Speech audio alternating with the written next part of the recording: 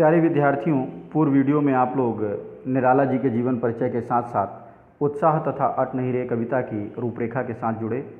तो आइए अब हम लोग उत्साह कविता के भावार्थ के साथ जुड़ते हैं। उत्साह। बादल गरजो, घेर घेर घोर गगन, धाराधर ओ। धाराधर शब्द का अर्थ होता है बादल। कवि बादलों को संबोधित करते हुए कहता है, लोगों के मन को सुख से भर देने वाले बादलों, आकाश को घेर घेर कर खूब गरजो। ललित ललित काले घुंघराले, ललित शब्द का अर्थ होता है सुंदर। ललित ललित काले घुंघराले, बाल कल्पना कैसे पाले। तुम्हारे सुंदर बाल अर्थात केश काले एवं घुंघराले हैं।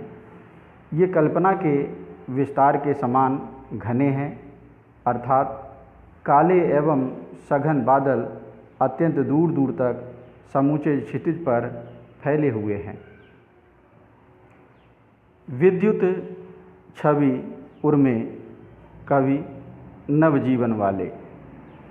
कवि निराला बादलों को कवि के रूप में व्याख्यायित करते हुए कहते हैं, तुम्हारे हृदय में बिजली की चमक है।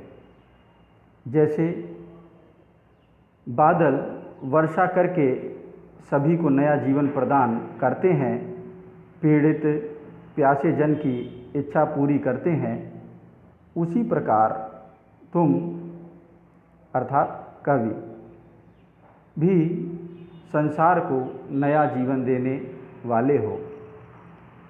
वज्र छिपा नूतन कविता, फिर भर दो बादल गरजो।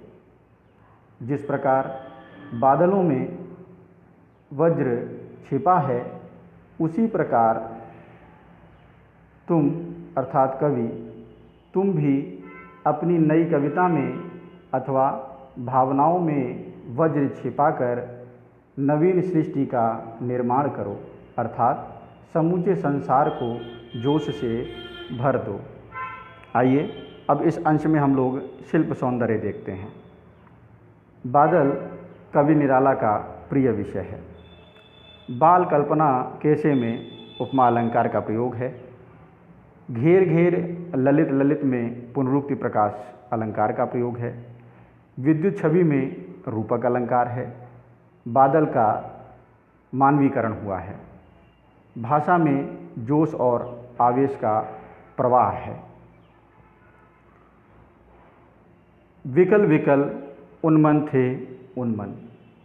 विकल शब्द का अर्थ है बेचैन, उन्मन शब्द का अर्थ है उदास। विश्व के निदाघ के सकल जन। कवि कहता है कि चारों ओर वातावरण में बेचैनी व्याप्त थी, लोगों के मन भी दुखी थे।